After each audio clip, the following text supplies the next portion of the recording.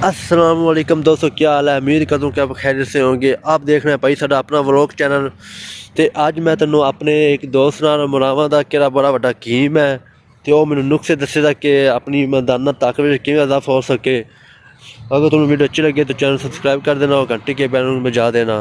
ਜਿਹੜਾ ਮੈਂ milk shake ਤੁਹਾਨੂੰ ਦੱਸਾਂ ਨਾ, अस्सलाम वालेकुम दोस्तों। ਲਾਜ਼ਮੀ ਪੀਤਾ ਕਰ ਜੀ। ਵਾਲੇਕੁਮ ਸਲਾਮ। ਬਿਸਮਿल्लाह ਬਿਸਮਿल्लाह। ਮੀਆਂ ਜ਼ੇਬ ਕੀ ਹਾਲ ਹੈ? ठीक, तू सुना भाई इमरान। ਮਾੜਾ ਮਾੜਾ ਪਿਆ ਹੈ। भाई अजकल थकावट बहुत है यार। ਅੱਛਾ ਇੱਕ ਮਿੰਟ ਮੈਂ ਜ਼ਰਾ ਨੁਕਸਾ ਦੱਸ। ਅੱਛਾ दसो दसो। ਵੀ ਤੁਸੀਂ ਸਲਾਦ ਦੇ ਵਿੱਚ ਇਨਸ਼ਾਅੱਲਾ ਨਾ ਲਾਜ਼ਮੀ ਪਿਆਜ਼ ਇਸਤੇਮਾਲ ਕਰਿਆ ਕਰੋ। ਪਿਆਜ਼ ਦੁਪਹਿਰ ਟਾਈਮ ਸਲਾਦ ਜ਼ਰੂਰ ਖਾਇਆ ਕਰੋ। ਤੇ ਜਨਾਬ ਰਾਤ ਨੂੰ ਤੁਹਾਨੂੰ ਮੈਂ ਜਿਹੜਾ ਨੁਕਸਾ ਦੱਸਿਆ ਤੁਸੀਂ ਉਹ ਕਰਿਆ ਕਰੋ ਇਨਸ਼ਾਅੱਲਾ। ਗੁਲਕੰਦ ਨਹੀਂ ਹੁੰਦੀ, ਹਾਂ ਰਾਤ ਨੂੰ ਖਾਣਾ ਨਹੀਂ ਖਾਣਾ।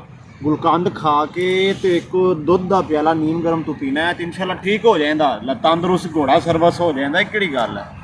ਅੱਛਾ ਆਓ ਜ਼ੇਬ ਸਾਹਿਬ ਬੈਠੋ, ਆ ਜਾਓ। ਠੀਕ ਹੈ ਭਾਈ। हाँ जी जेब साहब।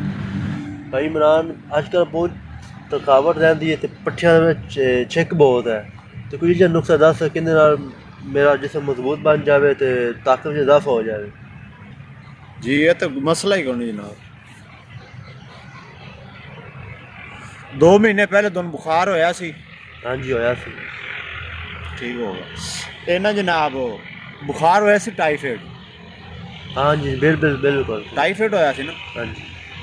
क्योंकि मैनू नज़र दस रही है तेरी जनाब। हम तो नुस्खा देने माशाल्लाह बड़ा कमाल दा ते तुसीं इंशाल्लाह इस्तेमाल करो ते हफ्ते डेढ़ दे विच मेरे पीर ने चाहे तो घोड़े वर्गा हो जाएगा तू बादशाह। ये केड़ी गल? इंशाल्लाह नुस्खे है जनाब। 5 खजूरां लैनियां रोज़। किन्ने पैसे कमा लेंदे जी? अल्लाह शुक्र है 2-25 कमा लीदा है। कमा ले तुसां उहदे च 100 रुपये अपने ते रोज़ दा हलाल करना है मेरा भाई। ठीक हो गया। तुसां 5 खजूरां लैनियां ने। 5 खजूरां हो गया। भावें सस्ती ले लें, समझ लगी 200 रुपये किलो वाली खजूर का भी रिजल्ट वो है, 1000 रुपये किलो वाली खजूर का भी रिजल्ट वो ही है। अच्छा ठीक है।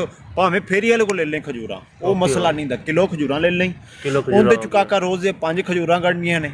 एक केला लेना है, 1 किलो लेना, 1 गिलास दुध दा।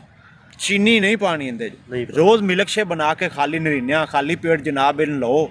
ठीक है। इंशाल्लाह एक हफ्ते बाद अपनी सेहत वेख लवीं। हुण तस्वीर छका के चेक कर लै, हफ्ते बाद चेक कर लवीं।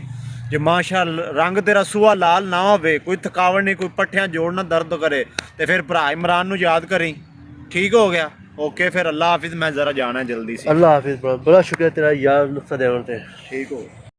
अस्सलाम वालेकुम दोस्तों, उम्मीद करता हूँ कि आप सब खैरियत से होंगे जनाब।